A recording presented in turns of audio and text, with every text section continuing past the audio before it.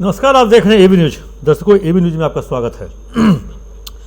अभी कल बिहार में खबरें नीतीश कुमार और निशांत कुमार, और नीतीश कुमार का राज्यसभा जाना तय, इसी मोड पे सारी खबरें चल रही है। और सभी चैनल कहें या कहें सोशल मीडिया कहें या टीवी चैनल कहें, उसी पे अपने अपने तरीके से मुख्यमंत्री कौन बनेगा, मुख्यमंत्री कौन बनेगा, डिप्टी सीएम, सब अपने अपने तरीके से इसको समझ रहे हैं या लोगों को समझा रहे हैं। हम उसके पीछे नहीं जाएंगे। हम जाएंगे जो आखिर नीतीश कुमार राज्यसभा का नॉमिनेशन के बाद आज फिर निकल गए पटना की सड़कों पे और सीधे पहुंच गए बख्तियारपुर। वहाँ उन्होंने सड़क का जायज़ा लिया, कॉलेज का निर्माण हो रहा है उसका जायज़ा लिया, और कहें जो एक तरह से वो ये दिखाना चाह रहे हैं, प्रयास किया है बिहार के लोगों को, वो अभी भी बिहार के साथ है। बिहार में जो विकास होगा या बिहार जो विकास हुआ है या विकास होने वाला है उसके साथ वो है।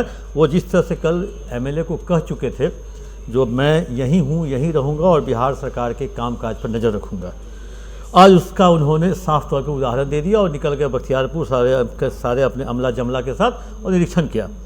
वहीं दूसरी तरफ निशांत ने भी अपनी पारी शुरुआत कर दी। निशांत भी आज सुबह जेडीयू के कार्यकारी अध्यक्ष संजय झा के आवास पे पहुँचे। वहाँ नवनियुक्त जो नवनिर्वाचित विधायक हैं या कहें जो कुछ फर्स्ट टाइमर, कुछ पुराने या कुछ एक दो बार के से जो विधायक हैं, उनके साथ काफ़ी लंबी बैठक भी की। लोगों को उन्होंने जाना, समझा कौन कौन विधायक हैं, क्योंकि उनकी तो पहचान शायद ही किसी से हो रही होगी। तो आज उन्होंने भी एक तरह से कहे तो निशांत ने भी आज पार्टी के विधायकों के साथ बैठक की।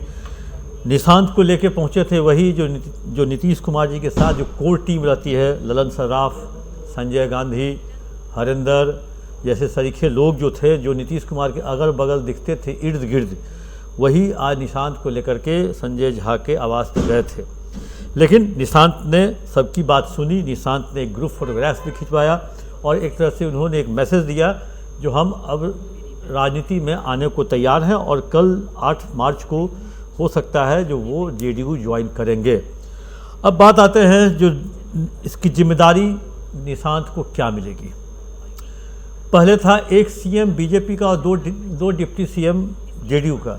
जो मेरी जानकारी है, एक सीएम बीजेपी का और एक सीएम डिप्टी सीएम जो होगा वो जेडीयू का, और वो केवल निशांत बनेंगे। और जैसा कि निर्णय लिया जा चुका है, जो मतलब पावर का शेयर नहीं होगा, मतलब शेयरिंग ऑफ पावर नहीं होगा, तो डिप्टी सीएम एक ही रहेंगे, जो कुमार निशांत रहेंगे या कहले निशांत रहेंगे, और सीएम बीजेपी के होंगे। सारे सोशल मीडिया, टीवी चैनल एक ही नाम पे कहे जो मोहर लगा दिए हैं। सम्राट चौधरी जो अभी डिप्टी सीएम हैं और गृह मंत्री हैं, सभी लोगों ने मोहर लगा दिया है। लेकिन सब इसलिए आ जाता है ये क्योंकि ये बीजेपी है। बीजेपी अचानक कब क्या फैसला ले लेती है ये किसी को पता नहीं। दिल्ली, राजस्थान, मध्य प्रदेश इसका जीता जागता उदाहरण है। और एक विधायक से आज बात हो रही थी, बीजेपी के विधायक हैं, जो 89 विधायक जो हैं उसमें अभी तो कुछ लोग मंत्री हैं और डिप्टी सीएम भी हैं, उनको छोड़ के जो बाकी जो विधायक हैं वो सब अपने आप को अभी वर्तमान फ्यूचर का सीएम अपने आप को मान रहा है। किसके नाम की लॉटरी खुल जाएगी, किसके नाम की लॉटरी दिल्ली में खुल जाएगी, फलना आदमी बिहार का सीएम बनाए जा रहे हैं। दिल्ली से बीजेपी की कोर कमेटी ने निर्णय लिया फलना व्यक्ति बिहार का सीएम। तो इसलिए अभी 80 से ज़्यादा विधायक जो हैं बीजेपी के, वो अपने आप को बिहार का सीएम एक दिन के लिए या कहें जब तक नहीं बने तब तक मान चुका है। क्योंकि किसके नाम की घोषणा बीजेपी के आला कमान कर देंगे ये कोई नहीं जानता।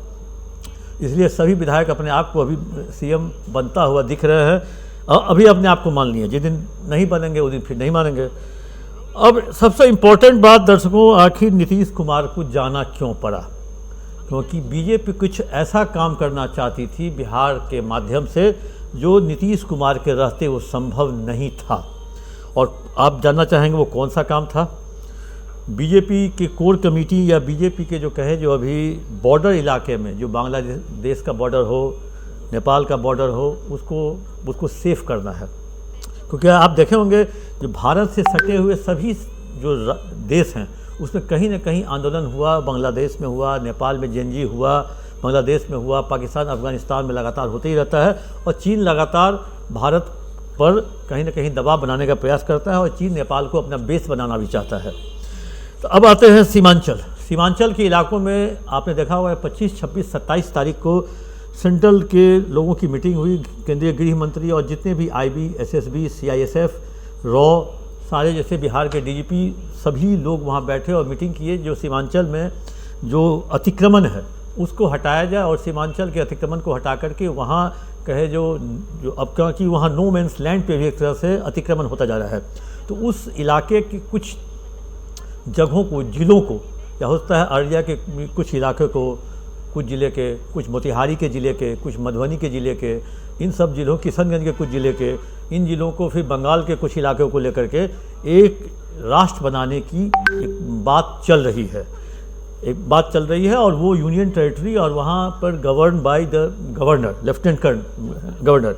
आपने देखा होगा जो बिहार के राज्यपाल ही बदले और सेना के पूर्व अधिकारी रहे हैं और वो यहाँ के बिहार के राज्यपाल बने हैं। इस सारी नीति के तहत बिहार का राज्यपाल बदलना, नीतीश कुमार का यहाँ से जाना तय है, वहाँ सीमांचल में बैठक, और एक तरह से कहे जो ये पूरे कवायद चल रही है एक यूनियन टेरिटरी बनाने की, ये कवायद चल रही। कल पप्पू यादव ने भी ट्वीट करके इसकी जानकारी दी, जो इस तरह की योजना सेंट्रल की चल रही है। आज उसका खंडन केंद्रीय गृह राज्य मंत्री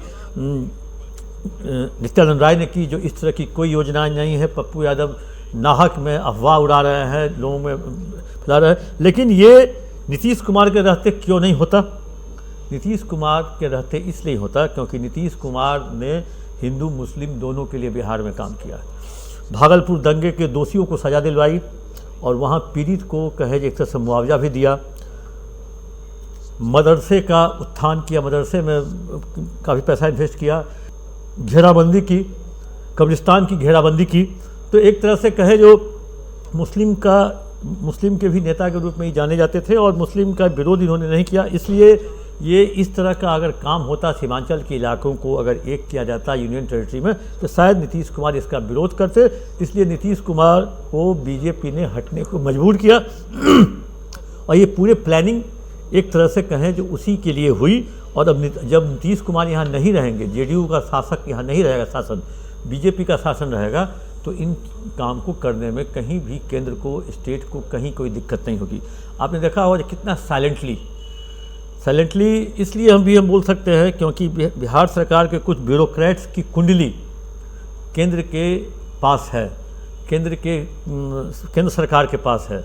और बिहार सरकार के टॉप मोस्ट जो 5, 6, 7 बड़े ब्यूरोक्रेट्स हैं, उनकी कुंडली कहें, उनकी फाइल उनको दिल्ली बुलाकर दिखा दी गई। तब से वो सारे पदाधिकारी कहें जो एक तरह से कहें जो शांत हो गए हैं, या कहें जो एक तरह से काम करने को मजबूर हो गए हैं। वो बीजेपी के गुड बुक में पहले ही आ चुके हैं।